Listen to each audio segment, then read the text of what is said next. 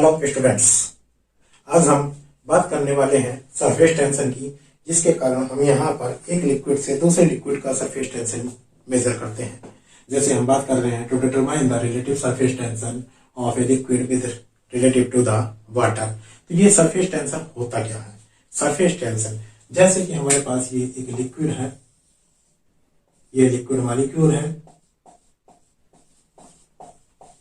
तो हम देखते हैं यहाँ पर जो ये बीच का मॉलिक्यूल है, ये चारों ओर से सभी मॉलिक्यूल से इस प्रकार से जुड़ा रहता है अट्रैक्टिव फोर्स के द्वारा।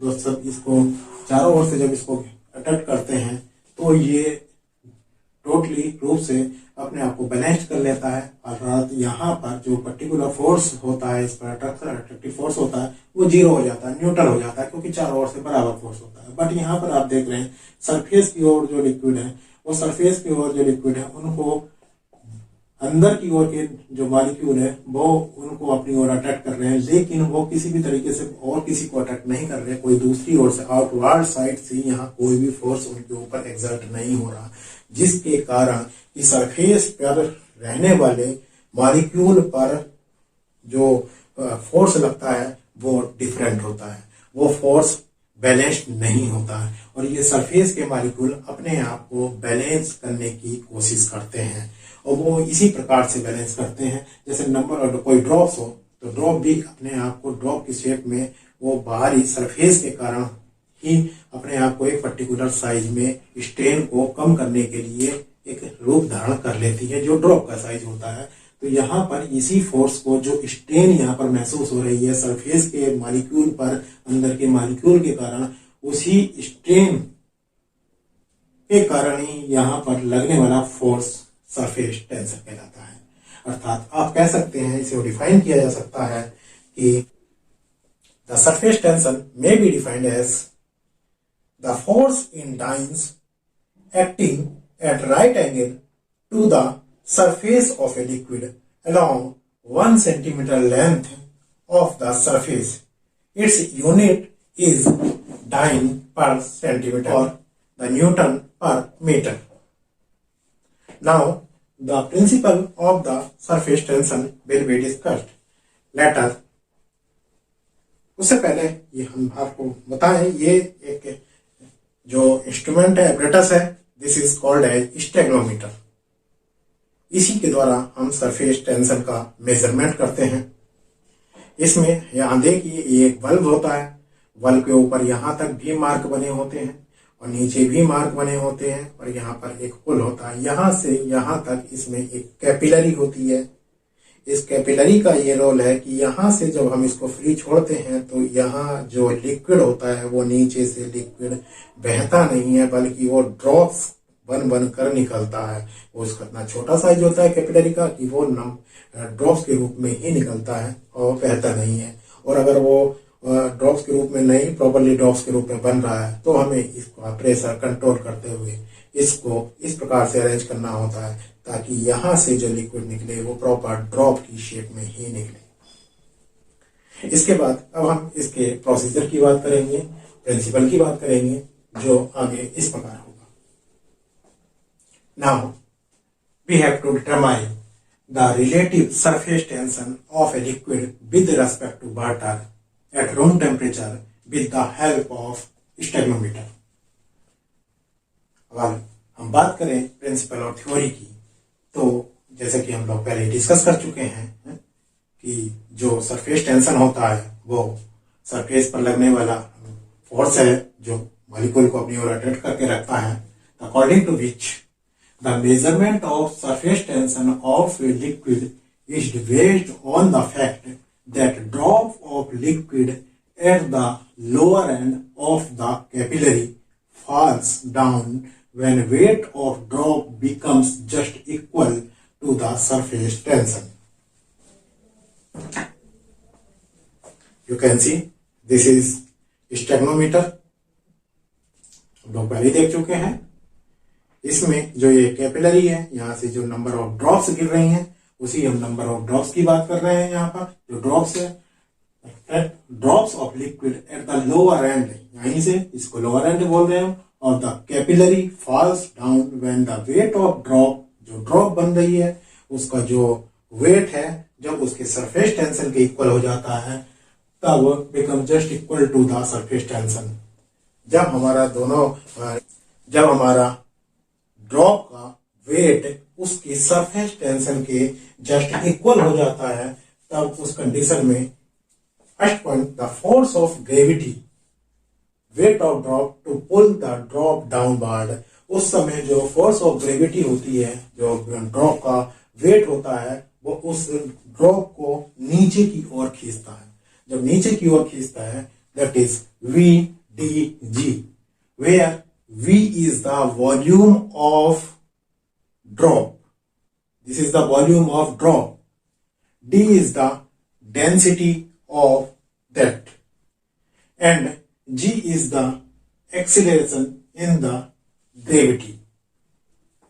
Now the second point is the force tending to uphold the drop. जो फोर्स उसको अपहोल्ड करके ड्रॉप को रखता है उसकी हम बात कर रहे हैं। Force tending to uphold the drop is equal to 2 pi R gamma, where 2 pi R is the circumference of the liquid and gamma is the surface tension of that liquid.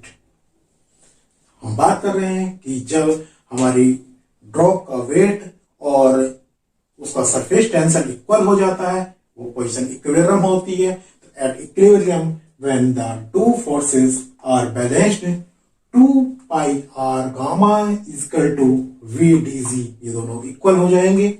और जब हम इसको यहाँ पर देखेंगे कि ये दोनों इक्वल हो गए तो वो ड्रॉप्स डाउनवर्ड मूव करती है। If n is the number of drops in the volume V of the liquid, this is also volume and this is here is the volume, this is the volume of drop and this is the whole volume of liquid. हम जितना liquid ले रहे हैं उस liquid में यहाँ पर उस वॉल्यूम में उतने लिक्विड के इतने वॉल्यूम में जो नंबर ऑफ ड्रॉप्स बनेंगी टोटल, उसकी हम बात कर रहे हैं। तो if 9 is the number of drops in the volume V of the liquid, the volume of each drop will be, तो each drop का जो वॉल्यूम होगा V डिवाइडेड बाई N के बराबर होगा। टोटल वॉल्यूम को आप नंबर ऑफ ड्रॉप से डिवाइड कर देते हैं तो वो वॉल्यूम ऑफ ड्रॉप आ जाता है। Then from this equation first 2 pi R gamma equal to V upon N D G, V upon N volume of drop and density and the specific acceleration of gravity. Now you can solve this equation and can be obtained the surface tension with the help of this equation. You know the circumference of drop, number of drops and total volume and density of liquid and specific gravity, acceleration and gamma can be easily calculated, which is the surface tension.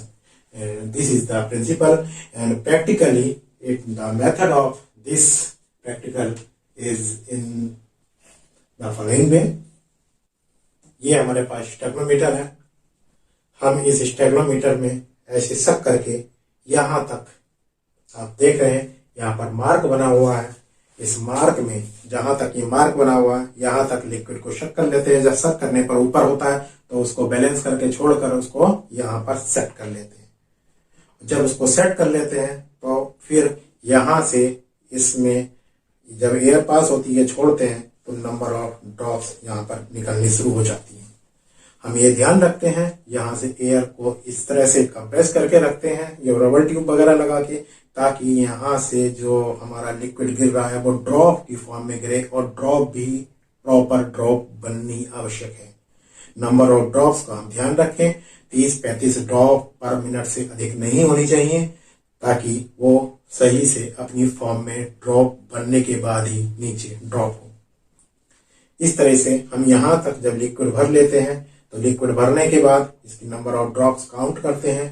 3 बार 4 बार तक इसकी number of drops count करते हैं और उसको note कर लेते हैं। तो उसके बाद में हमारे पास जो वाटर है, रिलेटेड टू वाटर कर रहे हैं, तो वाटर को इसको पूरी तरह से साफ कर लेते हैं, धुल लेते हैं, कोशिश करते हैं सुखा लेते हैं, नहीं तो बढ़िया से रिंस करके फिर दूसरे लिक्विड को इसमें इसी प्रकार से हम भरते हैं। इसी प्रकार से चेक करने के बाद इस मार्क तक सेट करते हैं और फिर नंबर ऑफ ड्रॉप्स उसकी भी काउंट करते हैं। जब उसकी नंबर ऑफ ड्रॉप्स हमारी काउंट हो जाती हैं, अगर हम 3 बार पहले लिक्विड की किए हैं तो 3 बार इसकी भी कर लेते हैं, 4 बार की हैं तो इसकी भी 4 बार कर लेते हैं और दोनों की रीडिंग नोट कर लेते हैं और हम अब इस फार्मूले से आगे इसको डिटेक्ट करते हैं।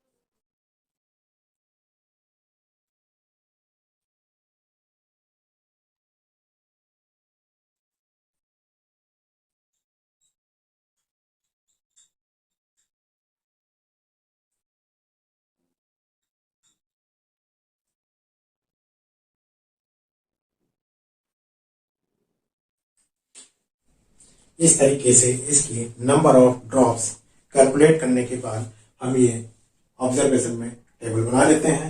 रूम टेम्परेचर जो भी आपका उस समय नोट किया गया हो, ये टेबल बना लेंगे। एक सीरियल नंबर 1 2 3 4 और रीडिंग हमने ली है विद वाटर के साथ में जो हमने किया है, तो नंबर ऑफ ड्रॉप्स 4 टाइम्स जो भी कुछ आई हो उन सबका मीन ले लेंगे यहाँ पर। इसी तरीके से नंबर ऑफ ड्रॉप्स जो हमने अननोन लिक्विड की ली है विद लिक्विड अननोन जो हमारे पास है, नंबर ऑफ ड्रॉप्स यहाँ पर नंबर ऑफ ड्रॉप्स जो लिए हैं उसका भी मीन निकाल लेंगे। दोनों का मीन केवल हम यूज करेंगे यहाँ पर। और कैलकुलेशन में हम जो फार्मूला देख ही चुके हैं, D1 upon D2, D1 density of one liquid and density of second liquid, mass of liquid and mass of water. तो mass of liquid and mass of water, इस फार्मूले के साथ यूज करते हुए हम relative surface tension of liquid equal to हो जाएगा N2 upon N1 into D1 upon D2। यहाँ पर N2 N1 की वैल्यू और D1 D2 की वैल्यू रख देंगे। डेंसिटी हमें मालूम ही है, N2 N1 की वैल्यू हम मीन वाली दे चुके हैं। इस वैल्यू को सॉल्व करने के बाद हमें सरफेस टेंशन की वैल्यू, जो रिलेटिव सरफेस टेंशन है, वो वैल्यू प्राप्त हो जाती है। और रिजल्ट में हम लिख सकते हैं the relative surface tension of the given liquid with respect to water या relative to the water is found to be so and so. इस पूरे प्रैक्टिकल में आपको थोड़ा सा ध्यान भी रखना है। जैसे ये हमारे पास स्टेगनोमीटर है, इसको आप सीधे वर्टिकल पोजीशन में रखेंगे, आप इसको किसी प्रकार से तिरछा नहीं करेंगे। दूसरी बात, नंबर ऑफ ड्रॉप्स, यहाँ प्रॉपर ड्रॉप्स बननी चाहिए, उसके लिए आपको ऊपर एयर कंट्रोल करने की आवश्यकता होती है, तो एयर कंट्रोल करेंगे। तीसरा बात, अगर यहाँ पर हमको जब एक लिक्विड को हम यूज कर लिए हैं, उसके बाद दूसरे लिक्विड को अगर हम जब नंबर ऑफ ड्रॉप्स काउंट कर रहे हैं, तो उन ड्रॉप्स को काउंट करने से पहले हमें इसको प्रॉपरली धुल लेना चाहिए, साफ कर लेना चाहिए और किसी भी प्रकार का यहाँ पर कोई भी केमिकल इसमें नहीं रहना चाहिए और कोशिश होनी चाहिए ये मैक्सिमम सूख जाए। फोर्थ पॉइंट, यहाँ पर किसी भी तरह का इसकी लोअर एंड पर जो कैपिलरी बनी है, यहाँ पर जो कैपिलरी है, वो कैपिलरी पर कोई ग्रीस वगैरह ऐसी कोई चीज नहीं होना चाहिए, प्रॉपर साफ होना चाहिए। और ये सब सावधानियां बरतते हुए यदि आप प्रैक्टिकल करते हैं तो इजीली आप यहाँ पर एकदम एक्यूरेट 100% एक्यूरेट रिजल्ट ऑब्टेन कर सकते हैं। Thank you.